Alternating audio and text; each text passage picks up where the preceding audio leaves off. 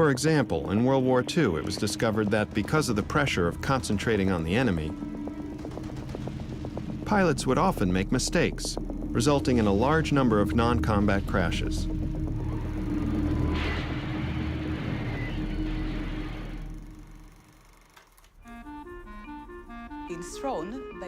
Today, students take part in an experiment to show how people can miss seemingly obvious objects or events.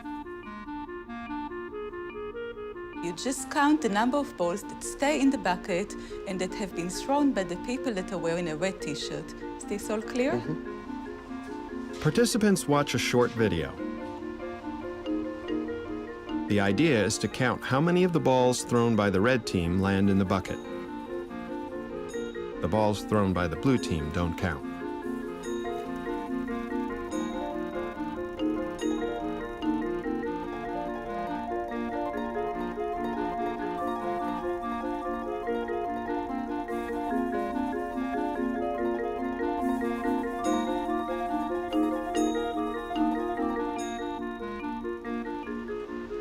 Okay. How many balls? I think 6. Well done.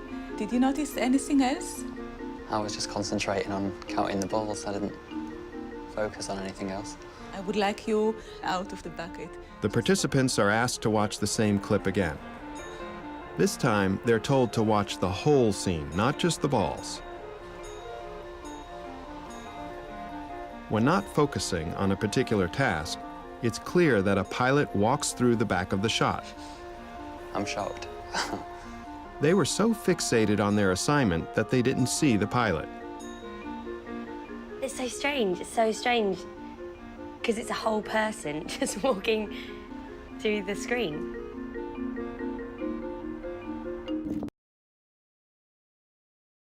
Will you be able to show me a trick? Would you like to learn something? Sure. Okay. I'm going to teach you how to do this, okay? Okay. Examine the bill. There's nothing sticky on there. And also examine my thumbs. Make sure nothing sticky's on my thumbs. Very nice, very good. Okay. All right, watch. And take the bill. We're going to fold it into thirds like this. And try an act of impossible balance. This is possible balance.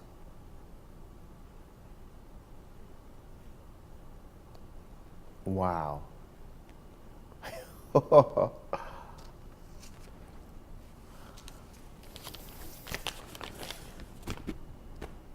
Okay, man, this is crazy. Would you like to learn how to do that? I would love that. Okay, good. So you take the quarter and you slip it inside like this. Inside. Fold the quarter inside the bill like this. The quarter's right there. And it looks Okay. like that. Oh, wow. And at the end, the quarter slips into your hand like this. Hand it back. But if they should see the quarter, all you have to do is take the quarter, hang it right there in the air. Man, practice you that, have please. tricks and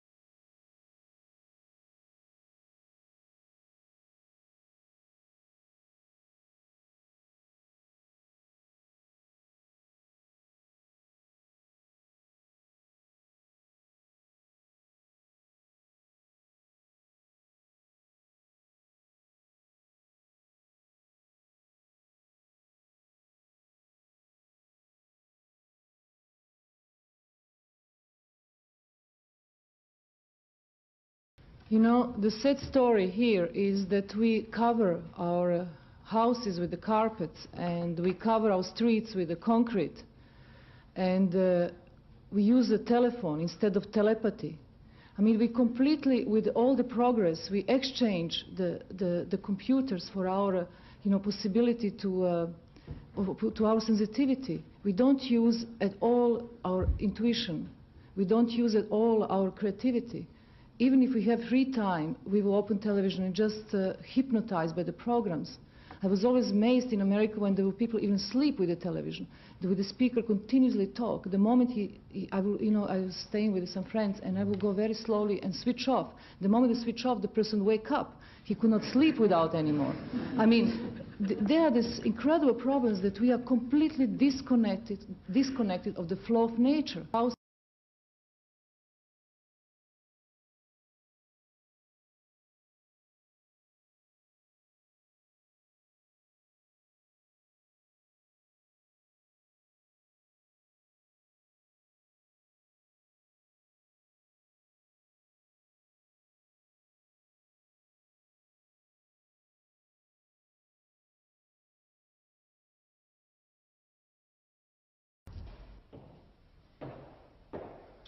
Marina Abramović draws strength from nature and ancient cultures. Her quest turned into a personal investigation of physical limits and mental potential as she attempts to gain control of her body and mind to actually transcend matter through her performances and other works of art. My view of the world is the view of an artist's view of the world.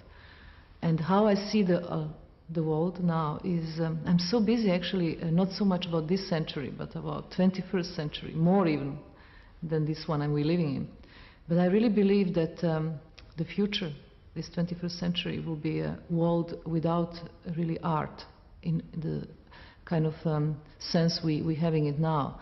There will be the world without objects, where the human being can be on such a high level of the consciousness and kind of strong mental state that they can transmit the thoughts and the energy to the other people just without actually having objects in between.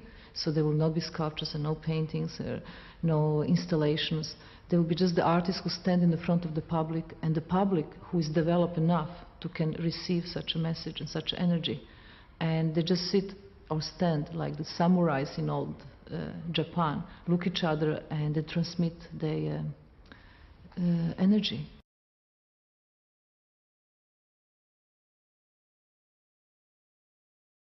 I really think there was a lack of contact between artists and scientists, and I think that this contact should be reestablished. And also some scientists, I mean, when the scientists really, when they come to the discovery, they never come to discovery in an ordinary way, like, you know, mathematical formulas and you sit in the studio or in your scientist laboratory and you come to the great discovery. Always come in the same way as artists create the piece. And this is a very interesting touching point. Come from another state of mind, again, not from that, how you call the rational state. And there is where we could have the dialogue. When things come from subconscious, from another, we call inspiration, artists call very old-fashioned word, but it exists, inspiration.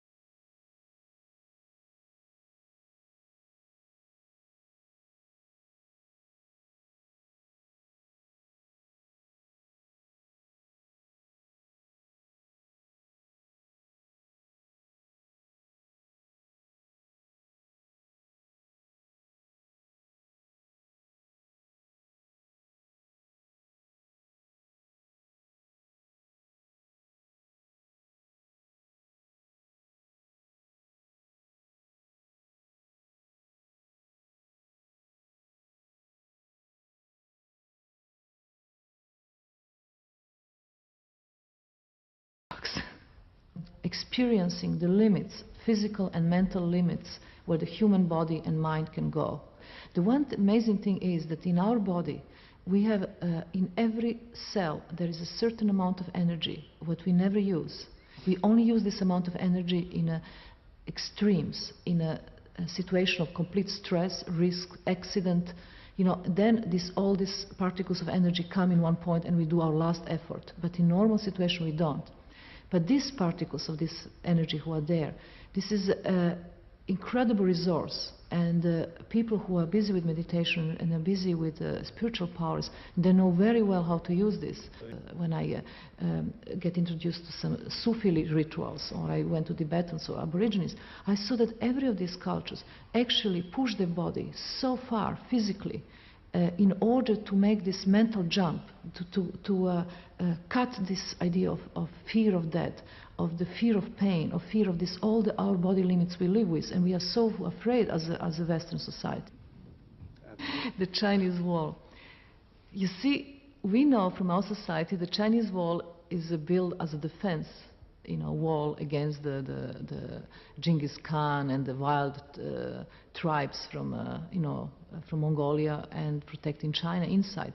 The wall was called the dragon, the life serpent, and the dragon head must lie in the water. So that's why they built the foundation into the water.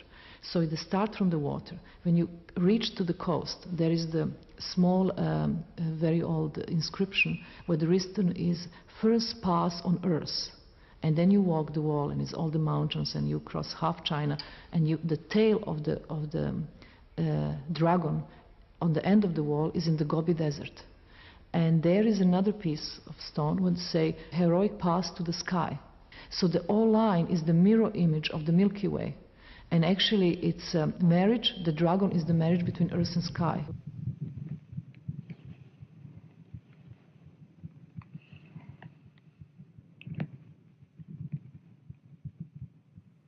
I never have had a relation with a woman, neither with a man, of such a degree of symbiotic quality.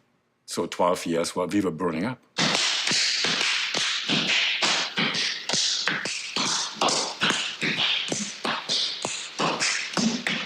The Marina Ulai collaboration in a simple, direct, and profound way expressed the male-female dynamic, and then reaches this kind of epic conclusion with the walk on the Great Wall of China called The Lovers.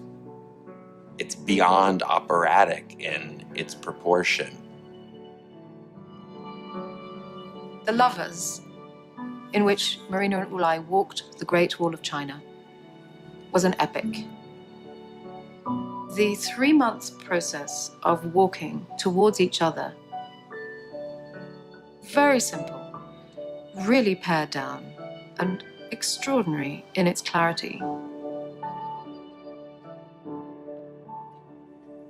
This was the last of their relation works. And of course, the way the Great Wall walk ended was with their splitting up.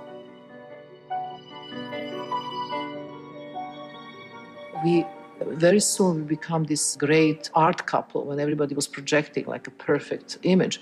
In reality, he was not happy with his position. And somehow, the more better pieces we've been doing in the performance, the worse our relation will get in private.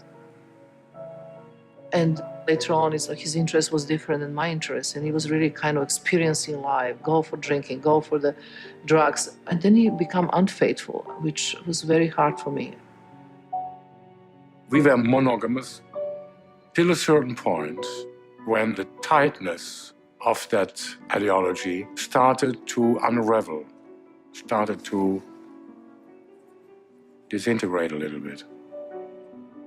Then she had at the same time a sexual adventure with somebody like I had. The same time. Except she did it with a friend of ours, I didn't. Wow, shouldn't have said that.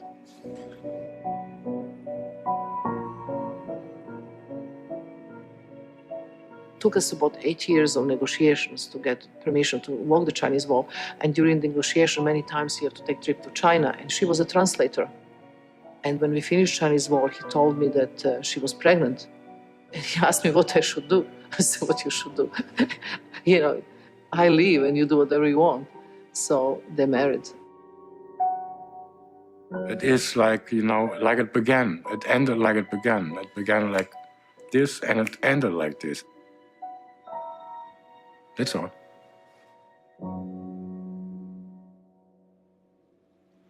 After I split with Ulay, it was the most dramatic moment of my life.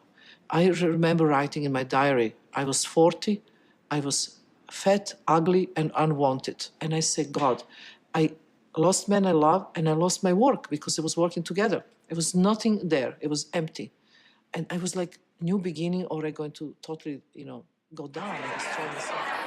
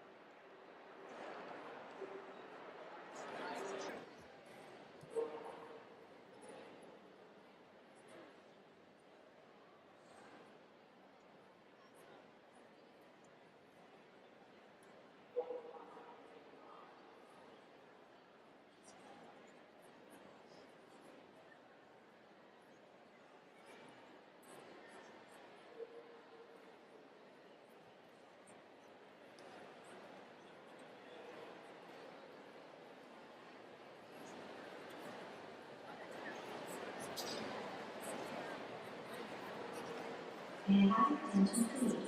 If you see any snail closed, please return the normal audio program units to the desk on the ground floor and select the